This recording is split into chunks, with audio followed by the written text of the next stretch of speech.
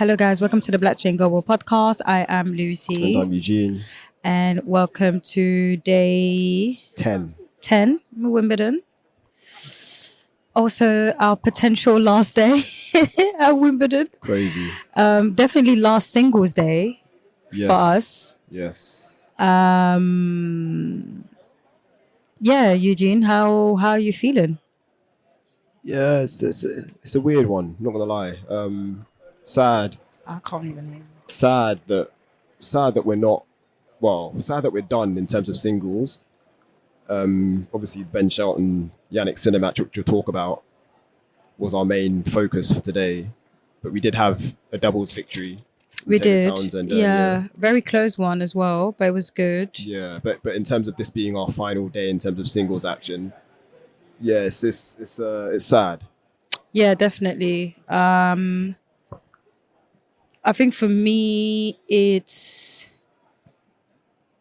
weird because it felt more hectic than last year, but maybe because we had so much to do in general. But I think it's also because of the matchup. Obviously, Shelton has made it second week to all Grand Slams. Yes. Majority he's made it to quarterfinals, semis. But each time that has happened, his journey is stopped by the really top players, which I think people don't really realize. I'm seeing some people saying, look at him. How is he a top 10 player after the loss today?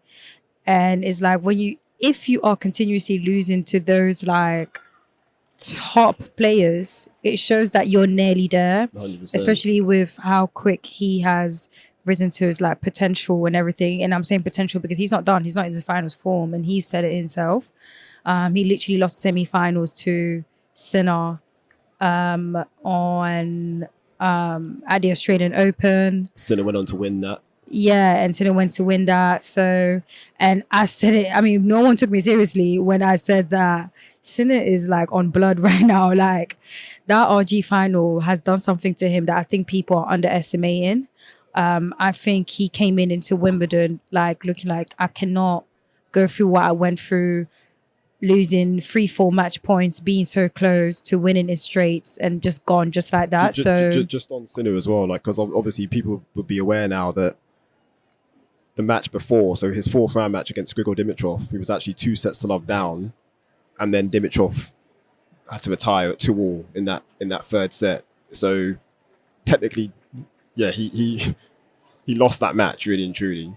But Dimitrov retiring pushed Sinner through. So really, personally, I personally think that he would have won that match regardless. To be honest, in 5 sets, really, I think he would have won that match regardless. Dimitrov was not going to beat Sinner at round of 16 to win, but it was not going to happen. I don't know, Lucy. That's my honest opinion, anyways. Because like I said, anyways, I feel like he just came into the tournament in a whole different ball game, a whole different energy.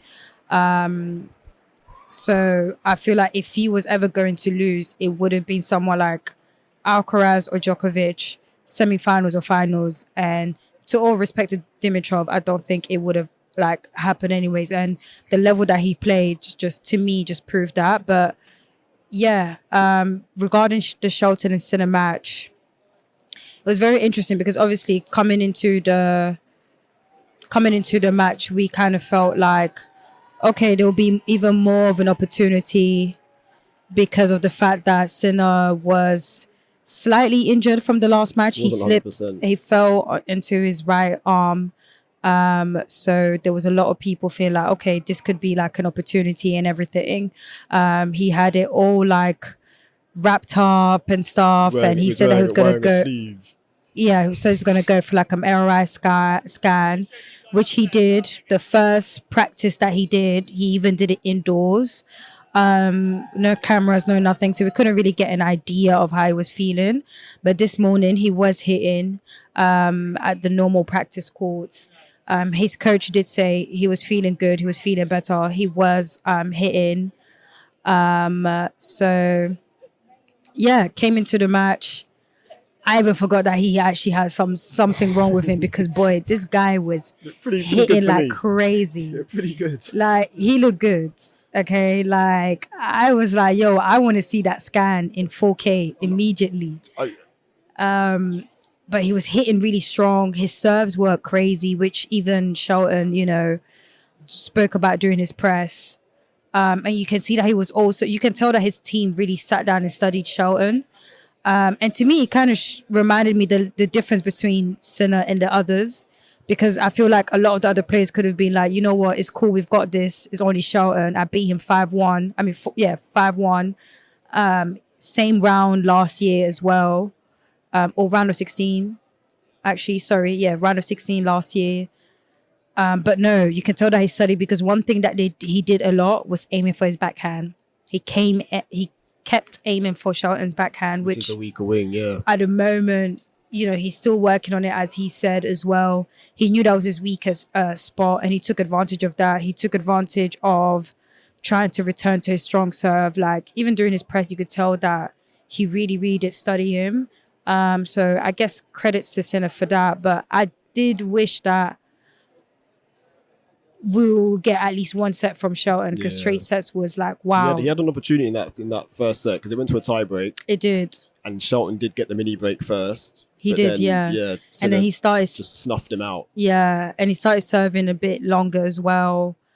He felt like he was basically he felt under a lot of pressure, like on serve, just because Sinner's such a good returner as well. He is. And I think with Sinner being, and this is something we've said again on the pod a few times, like right now, Sinner and Alcaraz, they're playing like a different game. Like they are not, they're playing a completely different game when it comes to this thing we call tennis. Like the level is it's insane. It's actually insane. And I feel like it did catch Shelton by surprise, even though he's played, like you said, the head-to-head is 5-1 in Sinner's favour. So they played like 6. Shelton beat him once that first time, and Sinner was like, never again. They played together. They played each other 6 times already. Yeah. So it's not like he's not used to the ball. But then this was their first meeting on grass as well. No. Wasn't?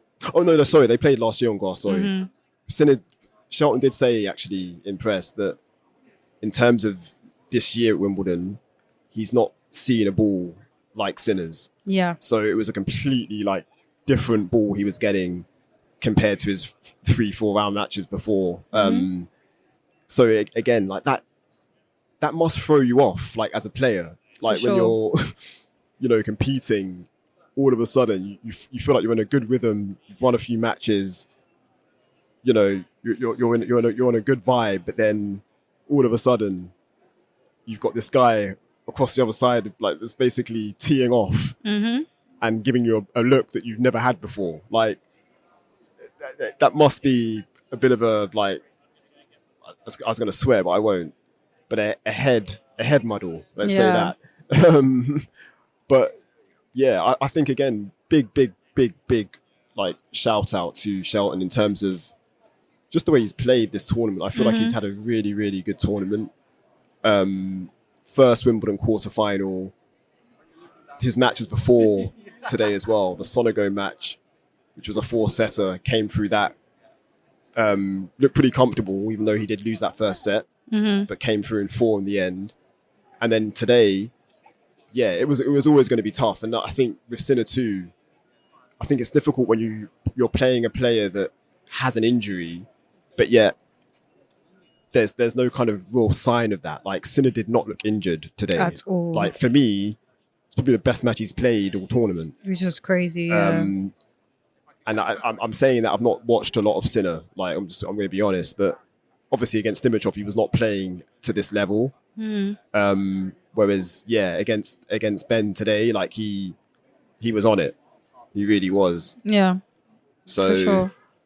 Yeah, I mean, in terms of the match itself, we weren't able to get seats on number 1, because there were just so many Italian journalists that had requested seats for that match. And it's funny, that match was also going on at the same time as Flavio Cobolli versus Novak Djokovic, which finished with Novak winning that in 4. But yeah, Novak had a really nasty fall though, but yeah. But he did come through. Oh, Speaking of Nolan, as you can hear, his fan. Yeah, we're podding outside today, guys, as you can probably hear. Giving you guys the Wimbledon energy. But yeah, either way, I'm really excited for Shelton for the hard court swing. I hope he just sees this as like a motivation. Yeah, he did say he's looking forward to getting back to the States as well. He did. Because hard courts, that's his favoured surface. Yeah. Obviously, he's made runs at the US Open before as well. Mm-hmm. And yeah, just an American being at home. Like, I don't feel we kind of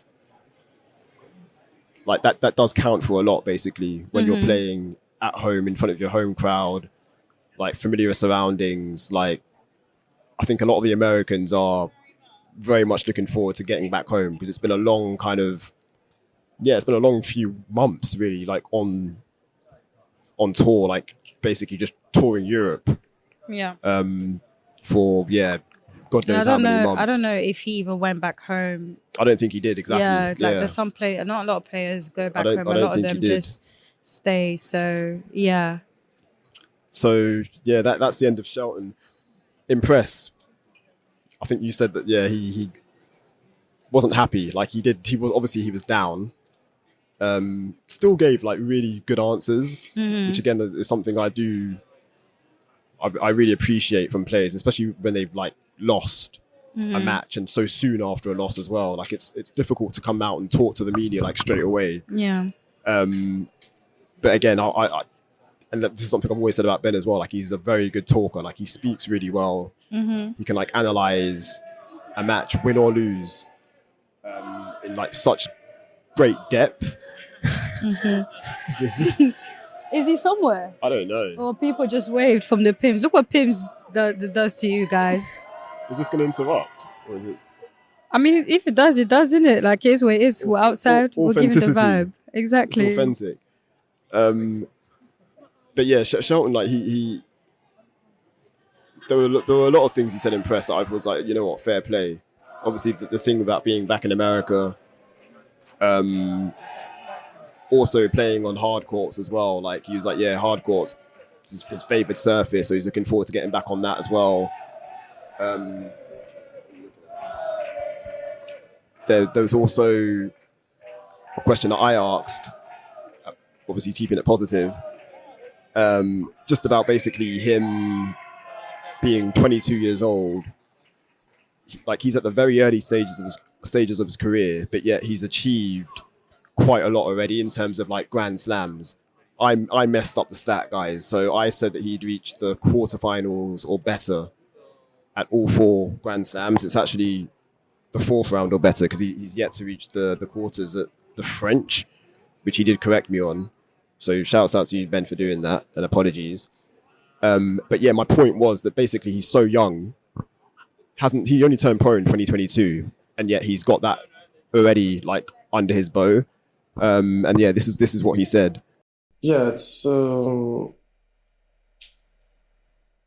I know that I can play at the Grand Slams. At this point, I know that I have the ability to, be deep in the tournament when it's 3 out of 5 sets. And at this point, it's just, what I do when I get there. Obviously playing against the best guys in the world where everyone's feeling the sharpest.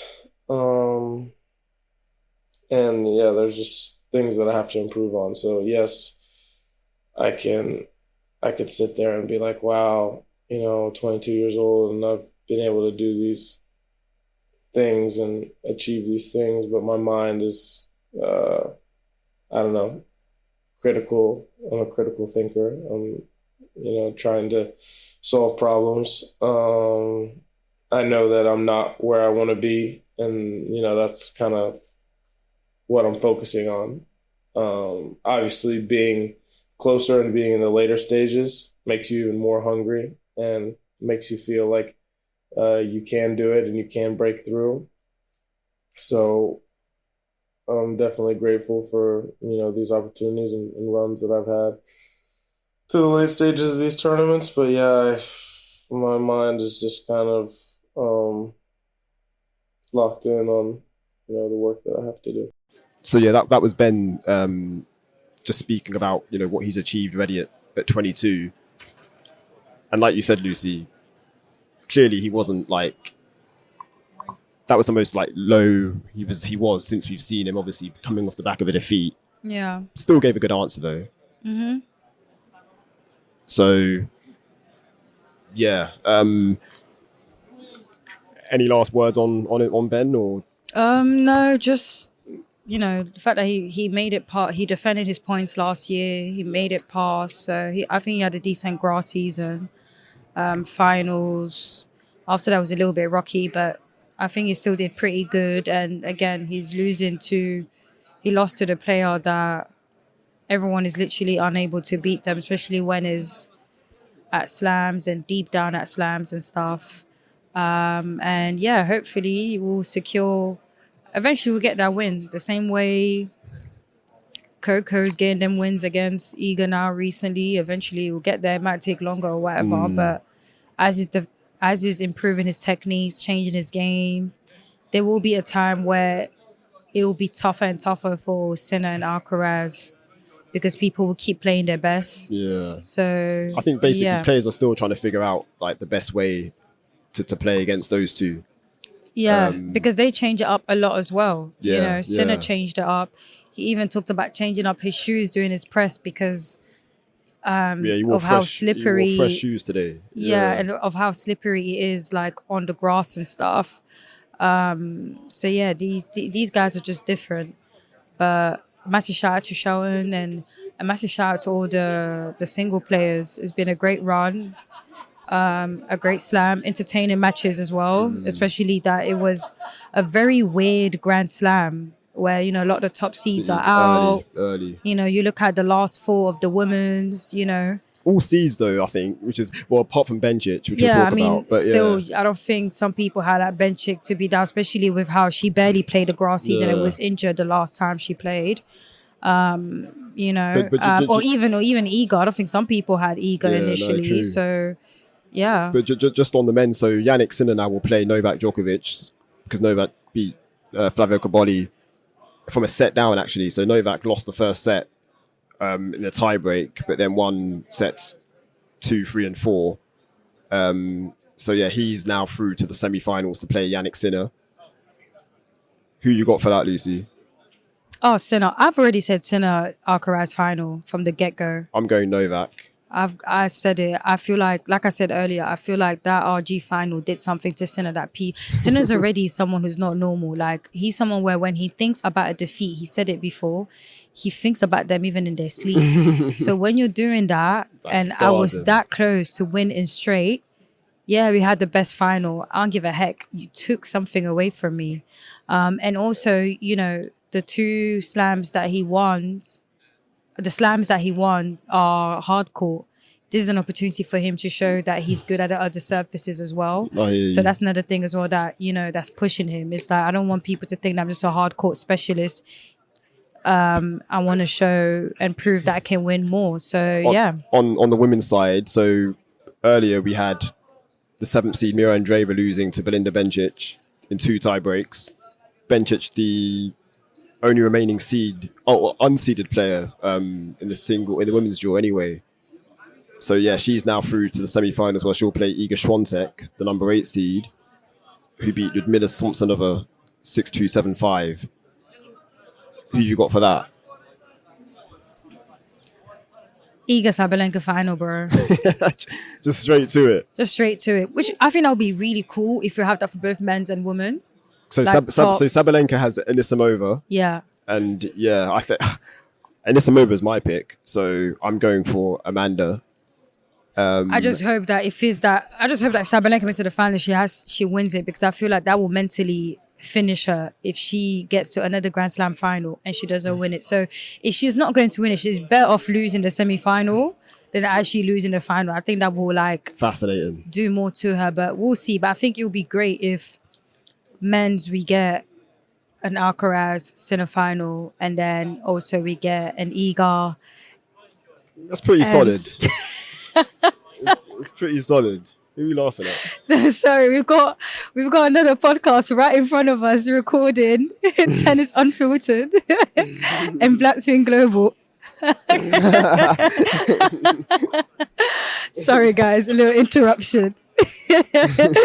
but so I think it will be fun in terms of like, they're both like ranked players and everything, but from both sides, men's and women. So yeah, So in the doubles action, so we did have, like we said, Taylor Townsend and Katerina Siniako. yeah, They beat the temp seeds Tamir Babosh and Luisa Stefani, yeah. 7-6, It was. 6-3. I know the second set it seemed smooth, but it could have gone pretty left. But the first set was tight as well. I do want to give credit, which is why I wish I went to their press, but by the time I realized the time was too late. I do want to give credit to Taylor Townsend. She has improved a lot on her serve, which actually did help secure that to close out the match. Like, she was serving really well, really big. So yeah, a massive shout out to Taylor. And honestly, I've also noticed from the first round to now, when Taylor Townsend's playing, the courts are full, man. Like, she really draws brings, a crowd. Yeah. like, she's definitely going to be a player responsible of bringing a lot of popularity to doubles, whether it was with Katerina or Evans, King as well. Like, it was full, and it's because of her. Yeah. So I'll never forget, actually, last year US Open was one of the outside courts. She was playing mixed with Donald Young. Yeah, and it was rammed. Like, yeah. it's really, like, anytime she's playing, it is packed. So it's really nice to see. So very interesting next round. So yeah, they'll play the 4th seeds Elena Ostapenko and Sue Shea. Yeah. So yeah. I don't know what their head-to-head is, but I feel like I think they played each other a lot. And I want to say it's a pretty even head-to-head. Even or Ostapenko and them are up. But The because I other- think last time they won, but we'll see. Defending champions, it'll be great if they can make it to the final at least. And the other semi-final is Desiree Kravchuk and Olivia Gadecki against Elise Mertens and Veronika Kudermetova, who are the 8th seeds. Interesting, yeah. Kravchuk and Gadecki, they're unseeded. So yeah, Townsend and Siniako looking to make back-to-back doubles finals, which I mean, it seems very likely, and we do wish them luck. Yeah. That will be played on Friday. Yeah.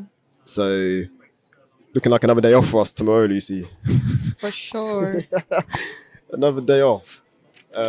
We will be keeping track of the juniors as well. I still need to look through the junior draw because I think they're at the quarter-final stage now. But yeah, like I said, man, it's sad that we're at the end of the road when it comes to singles now, both men and women. But no, a solid run from Ben, man. Like, super proud of him to reach the quarterfinals as a temp seed. Now up to I think he's number 9 in the live rankings. Yep. So Nice to see. Rankings going up as expected. Exactly. Good to ATP see. Finals. He's in there. He's in with a shout, definitely. Might have to take a quick trip to Italy. It's true, and love that. Because I do like. Oh yeah, actually, I'm gonna look. I'm a roll. I'm not gonna lie. Why not? It's definitely a possibility, man. Yeah. But yeah, I think that wraps up day 10, Lucy. Yes. So stay tuned, guys, on socials. Again, thank you guys for tuning in this slam. But yeah, we shall be back on day 12. Day 12, yeah. Take care, guys.